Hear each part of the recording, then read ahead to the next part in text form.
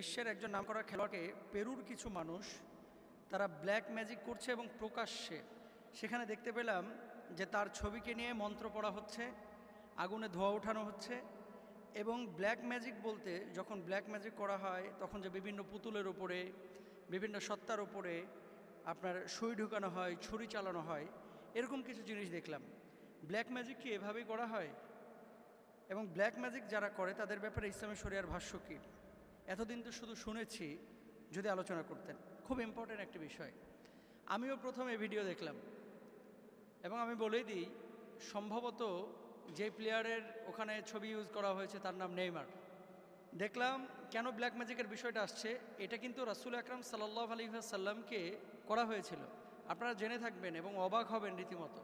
সূরা ফালাক এবং নাস, এই দুটি সূরা মিলে মোট 11টি আয়াত আছে। আল্লাহ রাসূল সাল্লাল্লাহু আলাইহি ওয়াসাল্লাম অসুস্থ হয়ে গেলেন, রোগ ধরা পড়ছে না, সারাক্ষণ মাথা ব্যথা করে, শরীরটা কেমন যেন শুষ্ক হয়ে যাচ্ছে, শুকিয়ে যাচ্ছে। ঠিক এমন মুহূর্তে আল্লাহ সুবহানাহু ওয়া তাআলা ওহী মারফত আল্লাহ রাসূল সাল্লাল্লাহু আলাইহি ওয়াসাল্লামকে জানিয়ে দিলেন যে আপনাকে জাদু করা হয়েছে। নবীজির চুল এবং ব্যবহৃত কিছু জিনিস নিয়ে খেজুরের কাঠের কাষ্ঠের সঙ্গে লাগিয়ে পেঁচিয়ে একটা কূপের মধ্যে নিক্ষেপ করা হয়েছিল।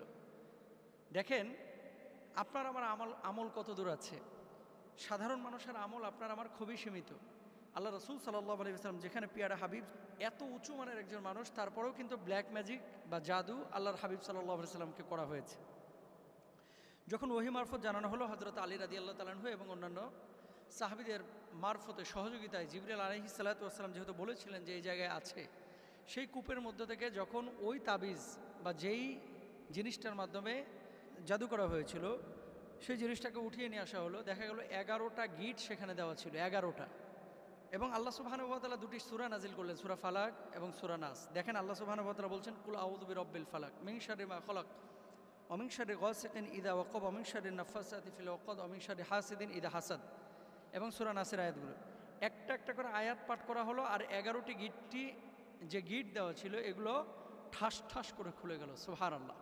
নবীজি সাল্লাল্লাহু আলাইহি ওয়াসাল্লাম মুক্ত হয়ে গেলেন ব্ল্যাক ম্যাজিক থেকে বা জাদু থেকে, সুস্থ হয়ে গেলেন। কথা হচ্ছে, বর্তমান সময়ে যারা ব্ল্যাক ম্যাজিক করে, আপনাদেরকে কয়েকটা কথা বলি।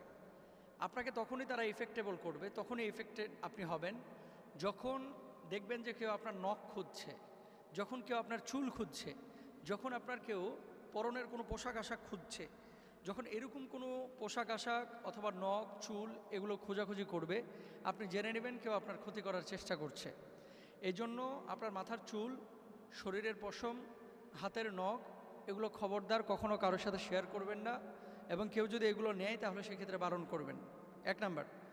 2 নাম্বার বিষয় হচ্ছে, আমরা যে ভিডিওটি দেখেছি বা সম্প্রতি ইউটিউবে অনেক ভিডিও আমরা দেখি ব্ল্যাক ম্যাজিকে, পুকুরের মধ্যে ছিল, সেই পুকুর থেকে পুতুল তুলে নিয়ে আসা হয়েছে, পুতুলের মধ্যে দেখা যাচ্ছে কান ফেড়ে আপনার সুই ঢুকিয়ে দেওয়া হয়েছে, তারপরে কাঠের টুকরা ঢুকিয়ে দেওয়া হয়েছে। এই যে কাজগুলো করা হচ্ছে, এর মাধ্যমে কি আসলে ব্ল্যাক ম্যাজিক করা পসিবল? অবশ্যই পসিবল।